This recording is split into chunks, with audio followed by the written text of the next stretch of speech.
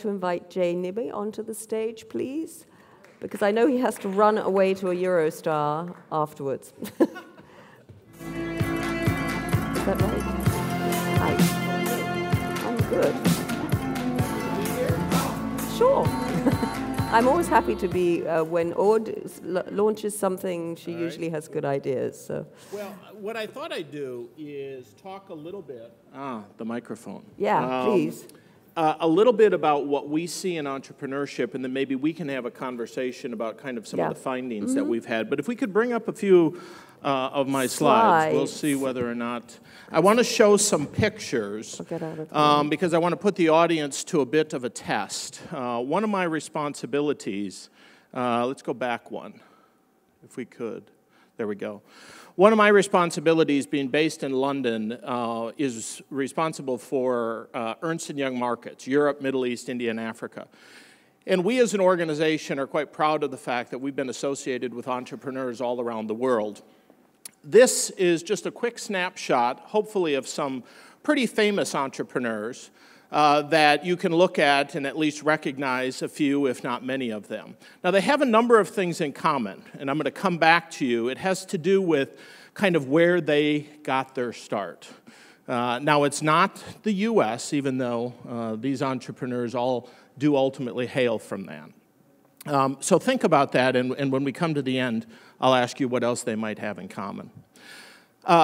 Ernst & Young, though, does sponsor entrepreneurship around the world, and this is perhaps a more diverse picture of entrepreneurs coming from all over the world. These entrepreneurs have been recognized as World Entrepreneur of the Year winners. So whether it is Infosys Technology out of India, whether it is Hyzenga Holdings out of the U.S., Hyflux, which deals with desalinization around the world, or the Glass Group, largest glass producer for the automotive sector in China, or Cirque du Soleil, where you may have seen many of their shows around the world. Very diverse entrepreneurs, very diverse products, and yet one of the things we found is as we've studied entrepreneurs, there are a number of things that are quite common to how it is that they've been successful. And so I want to share with you a little bit of what we've seen. And certainly this is not unique to our World Award winners. Hopefully some of these names and pictures are familiar because these are prior award winners here in France. Entrepreneur of the Year award winners who have done everything from bioanalysis to hair salons, video gaming to cosmetology and dermatology type services. Entrepreneurs, no matter where they are, ultimately look for a couple of things that help them be successful. And at Ernst & Young, one of the things we've done is worked with our global organization to really go out to the entrepreneurs and say, what is it that has made them successful? And what is it that any country, any business community can do to try to encourage an entrepreneurial community? And so perhaps we'll spend just a few minutes talking about some of these things. First of all, a strong culture of entrepreneurship. And culture is one of the biggest challenges that most entrepreneurs find.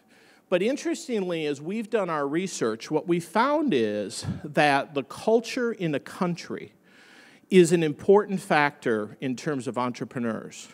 So if you look at India or China, the US or Canada, between 80 and 90% of our participants tell us that the culture of the country encourages entrepreneurship. But we're more challenged when we come to Europe, where only 50% of our Russian respondents say the culture helps. And here in France, less than 25% say that the culture of the economy and the country really encourage entrepreneurship. And so one of the challenges that any entrepreneur needs to deal with is working in an environment where innovation is something that's thrived upon and that's embraced. And often that has to do with the second issue, which is education and awareness of what it takes to be an entrepreneur, what it takes to be successful. The biggest barrier, typically, to entrepreneurship is working in an environment where failure is not considered a negative. And one of the big challenges that education systems have around the world is promoting the awareness and both the success and the failure of business. Promoting the fact that some businesses fail and some succeed. And individuals can fail and also succeed. And the almost polar opposite analysis would suggest that in the US or in China, failure is not viewed as a barrier to the next business opportunity. But again, Europe tends to have more of a challenge where failure is viewed almost as a negative barrier. And so one of the things we're seeing is educations, universities, and governments working together to try to promote the fact that failure is often a precursor to being a successful entrepreneur. And in fact, promoting in the media and in universities case studies where failure has actually led to successful entrepreneurs somewhere down the road. We've also found that access to funding, the ability for both government, angel investors, banks, and credit institutions to provide funding to entrepreneurs becomes a critical success factor. And here I think France has gone a long ways in trying to promote angel networks and investor vehicles to allow for funding, because nothing can kill a good idea faster than the lack of money. And so finding ways in which to promote access to funding becomes a critical success factor. Regulation, too much of it, usually a major problem, and taxation. The right incentives, whether that's capital gain taxation, whether that's research and development credits, whether that's incentives to fund new employees and new investments, become critical success factors as well.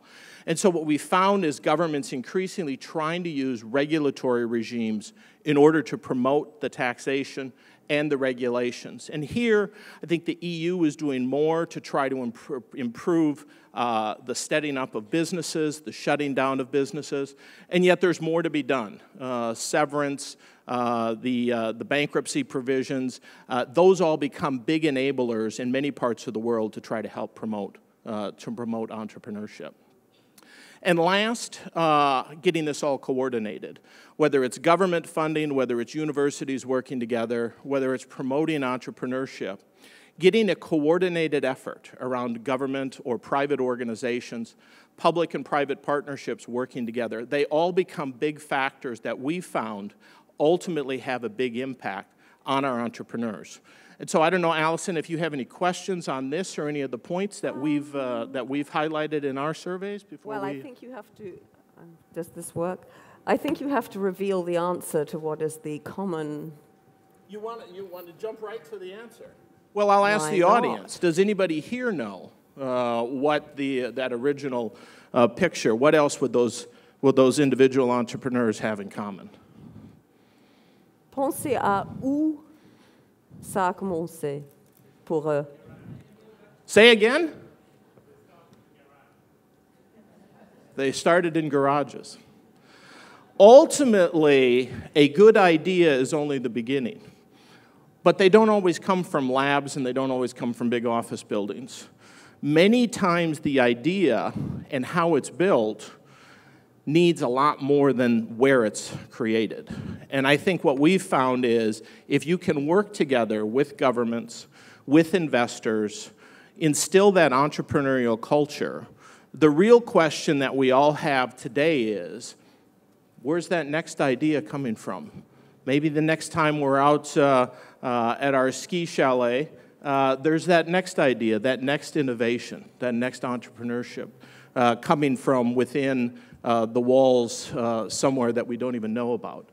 And the real challenge to society is, are we also enabling it through funding, through regulation, through a culture and a mindset that success often starts with failure, but that failure is not a barrier to ultimate success in entrepreneurship. So. Yeah, I mean, I think that's something that's very much disputed in European culture in general, where getting the right answer is often valued above exploring various different answers.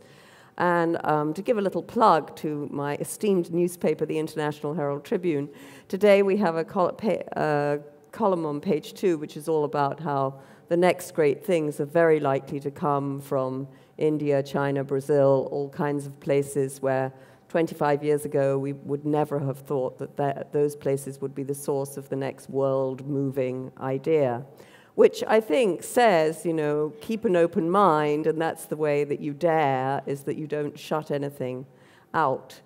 In this, Alison, this is where I think government, universities, and the media can all help. Because to that point, India, as I pointed out, 98% of those we surveyed in India said failure is not a barrier to future success, right? 98% say the culture actually encourages entrepreneurship. And part of it is what they study, it's what they see in the newspapers, it's the successes and the failures.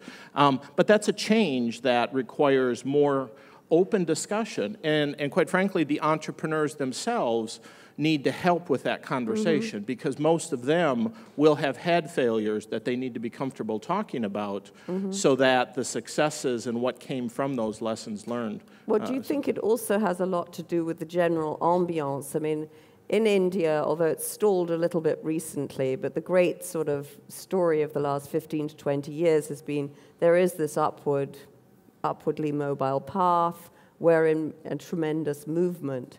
Whereas in Europe, we don't feel that same sense of movement. Perhaps we last felt it when the Berlin Wall fell and when communism came to an end and we reunited. And now we've stumbled somewhat in creating the unified Europe we thought we had, which prevents us all the more from daring to do it again.